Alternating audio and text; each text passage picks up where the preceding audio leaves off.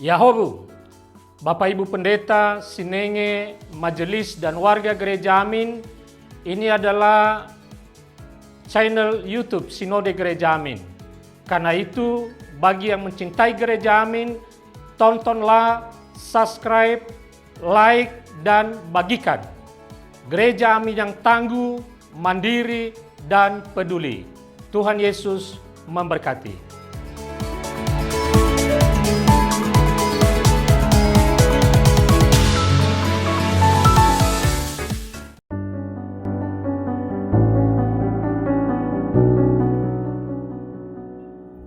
Halo yut semua, kembali lagi bersama dengan aku Triana Setiawan.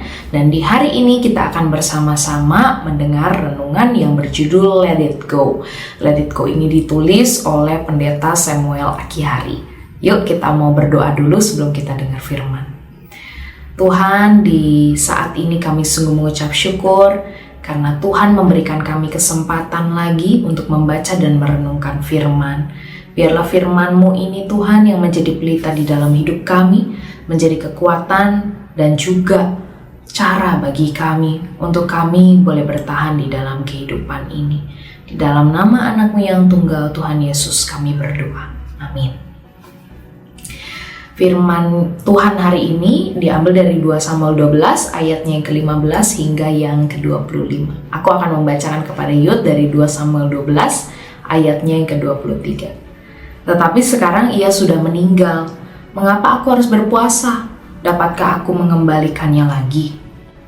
Elizabeth Kubler-Ross, psikiatri dan konselor yang banyak menangani persoalan seputar krisis hidup, menyatakan bahwa titik pemulihan secara psikologis dari pergumulan hidup adalah acceptance atau menerima kenyataan sebagaimana adanya. Pada titik ini, orang tidak lagi menyangkali realitas tetapi mulai menerimanya sebagai bagian dari hidup. Melalui penerimaan itu, orang belajar untuk letting go atau melepaskan apa yang selama ini digenggam dan menyebabkan kesusahan. Daud mengalami siklus ini. Ia berdoa dan berjuang begitu rupa supaya anaknya tetap hidup. Namun Tuhan punya rencana lain. Anak Daud pun mati. Pasca kematian sang anak, Daud bangkit dari perkabungan dan menjalani aktivitas secara normal kembali. Ia tidak terus menggenggam pengalaman yang dapat membuatnya terpuruk. Let it go. Daud sadar betul bahwa apapun yang ia lakukan, sang anak tidak akan hidup kembali. Ia percaya sepenuhnya bahwa rancangan Tuhan adalah yang terbaik bagi semua pihak. Pada titik ini, Daud mengalami pemulihan melalui tindakan acceptance, atau menerima kenyataan bahwa sang anak telah mati dan tidak mungkin hidup kembali. Yud, banyak orang menjadi kehilangan sukacita dan terus hidup dalam kesedihan karena tidak mampu menerima kenyataan dan berproses untuk melepaskan hal-hal di masa lalu. Semakin kita menggenggam pengalaman-pengalaman negatif, semakin terluka dan sakit. Melepaskan berarti berdamai dengan semua pengalaman dan menerimanya sebagai bagian dari hidup.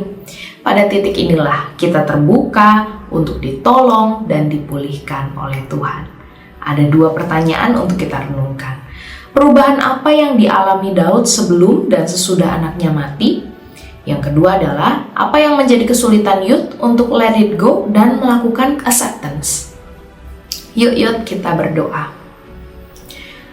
Bapa yang baik, banyak yang terjadi dalam hidup kami, tapi di saat ini kami sungguh percaya bahwa ketika Tuhan mengizinkan sesuatu hal, terutama hal yang buruk, tidak selama-lamanya kami harus melihat dan mengingat hal itu. Karena Engkau juga mau mengajarkan kami untuk menerima segala hal dan juga untuk let it go.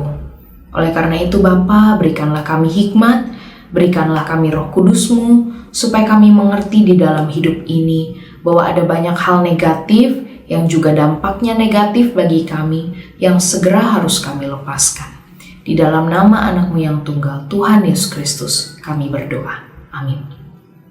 Yuk, jangan lupa untuk terus mendengarkan firman Tuhan dan renungan-renungan, dan juga untuk share kepada teman-teman semua, dan like juga subscribe di YKB TV. Bye-bye.